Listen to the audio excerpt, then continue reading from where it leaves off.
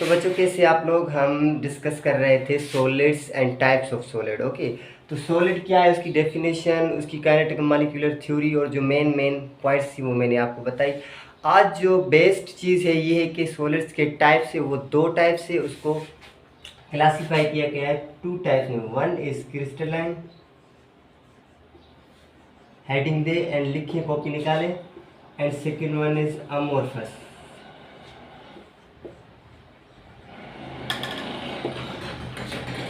तो इन दोनों के बीच में जो डिफरेंस है वो होता है जियोमेट्रिकल डेफिनेट शेप का, अरेंजमेंट ऑफ मॉलिक्यूल्स का। बिकॉज इसमें जो होते हैं अरेंजमेंट होती है वो होती है डायमेंशनल लेस। डायमेंशनल लेस का मतलब होता है उसका सरफेस जो होता है वो क्लियर नहीं होता। लेकिन अमोर्फस के अंदर भी यही कोई डिफरेंस है, हम आपको बताते हैं। पहले नंबर पर है क्रिस्टलाइन, तो उसकी मेन पॉइंट्स है वो आप लिख लें, फिर आपको मैं इसका डायग्राम बना के बताऊंगा।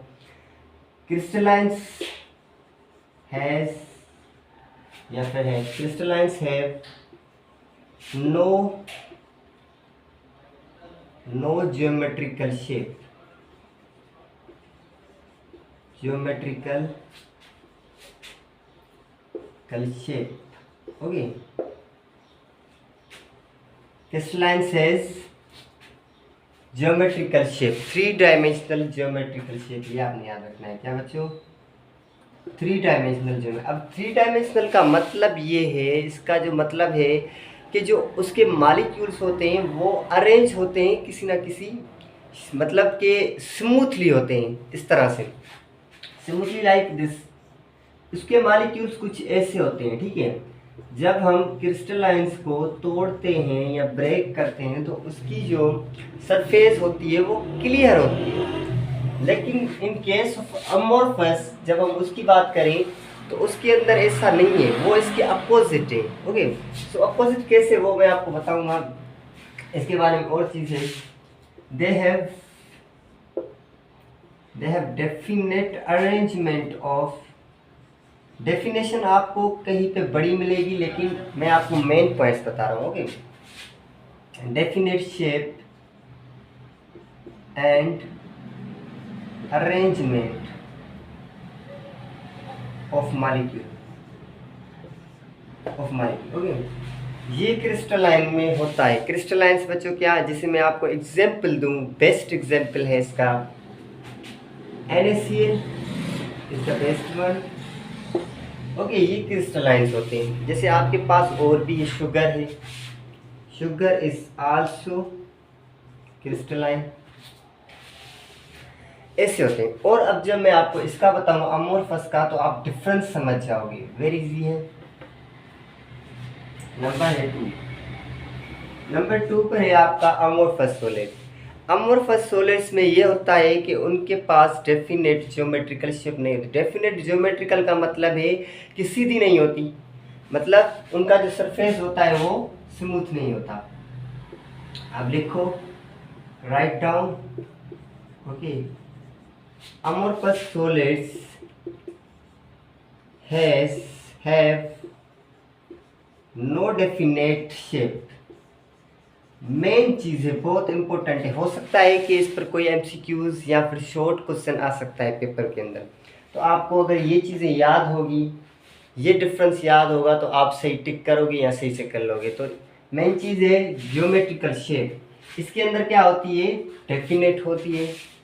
मैं बार बार रिपीट इसलिए करता हूँ कि आपको याद हो जाए। ओके, डेफिनेट शेप नहीं होती है in case of amorphous. Amorphous like हमारे पास ग्लास है, रबड़ है, these are known as the amorphous solid. Okay, when मैं ग्लास को ब्रेक कर रहा हूँ तो ग्लास के जो टुकड़े होते हैं, उसके जो पार्ट्स होते हैं कुछ ऐसे ऐसे होते हैं, मतलब रफ होते हैं, मतलब थ्री डायमेंशनल नहीं होते, सीधे नहीं होते। थ्री डायमेंशनल का मतलब है स्मूथ, सीधे।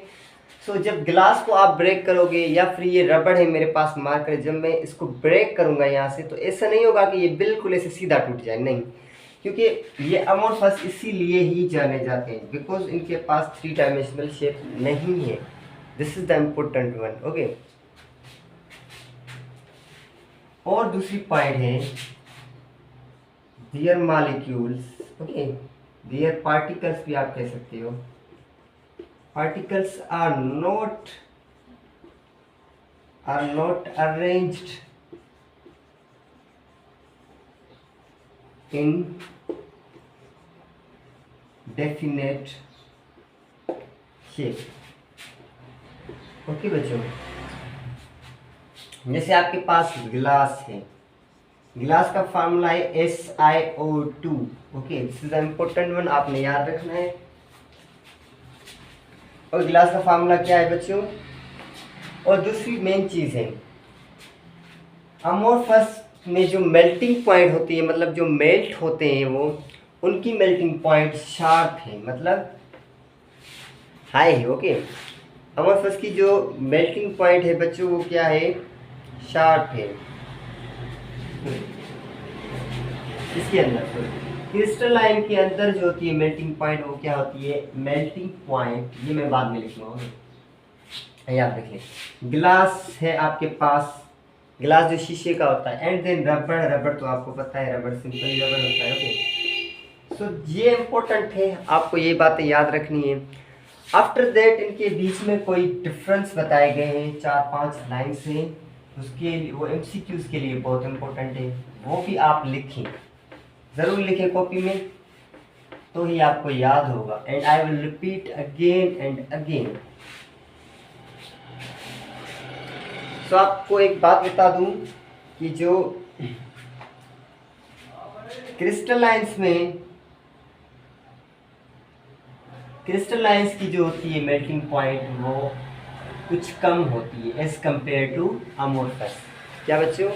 अमोर्फस की ज़्यादा होती है। अमोर्फस सॉलिड्स जो, जैसे हमारे पास शीशा है, ग्लास है, उसको मेल्ट करने के लिए हमें तकरीबन 1700 सेंटीग्रेड की नीड होती है, तब भी जाके वाट जो हमारा ग्लास है वो मेल्ट होता है। उसकी बहुत हाई है, लेकिन उसको कम करने के लिए उसमें फ्लक्स डाले जाते हैं। वो जब पढ़ेंगे, जब हम ग्लास का चैप्टर है अलग है, सेपरेट है, वो पढ़ेंगे। सो आज मैं आपको ये इंपॉर्टेंट चीज़ें बता रहा हूँ इसके अंदर। अब इस यहाँ पर जो मैं पॉइंट लिखूंगा वो होगी क्रिस्टलाइन के लिए। ओके, एंड जो मैं यहाँ पे लिखूंगा वो होगी अमोर्फस के लिए। ओके, अमोर्फस, अमोर्फस ये सॉलिड्स की टाइप है बच्चों। क्या है ये? These are the types of solids, common type से, इजी है, इसमें कुछ भी मुश्किल नहीं है। आपको पता है कि अमोर्फस सॉलिड्स क्या होते हैं? अनसिमेट्रिकल। अनसिमेट्रिकल भी एक यूज किया जाता है वर्ड में भी, इस पर भी कोई MCQs आ जाए कि अमोर्फस सिमेट्रिकल होते हैं, अनसिमेट्रिकल होते हैं, 3 डायमेंशनल होते हैं, तो आप लिखोगे अनसिमेट्रिकल। MCQs के हवाले से ये बहुत इंपॉर्टेंट है। एंड अबाउट क्रिस्टलाइन, तो क्रिस्टलाइन क्या होते हैं? सिमेट्रिकल होते हैं। सिमेट्रिकल मतलब एक जैसे होते हैं, उनका जो सरफेस होता है वो सिमेट्रिकल होता है जब वो ब्रेक होते हैं। यही फ़र्क है मॉलिक्यूल्स का, और कुछ नहीं। होगे, अब इनके पास क्या होती है? दे हैव, इनके पास शार्प मेल्टिंग पॉइंट होती है। क्या बच्चों? शार्प मतलब तेज, जल्दी ये मेल्ट हो जाते हैं, लेकिन इनके पास शार्प नहीं होती। Do not have sharp melting point. Sharp का मतलब है तेज। इनके लिए जो मेल्टिंग पॉइंट है वो बहुत ही ज़्यादा, हमें जो है टेम्परेचर चाहिए होता है, तब जाके ये मेल्ट होते हैं, बिकॉज इनके मॉलिक्यूल्स क्या होते हैं? टाइटली पैक्ड होते हैं।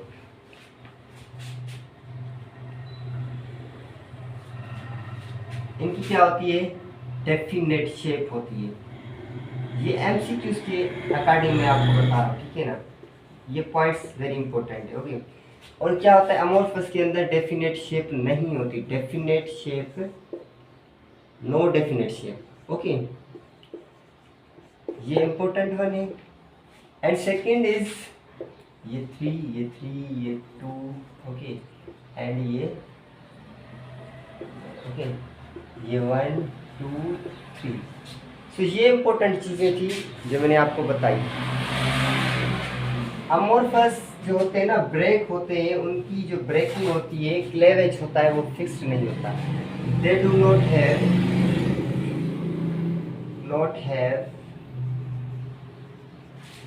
फिक्स्ड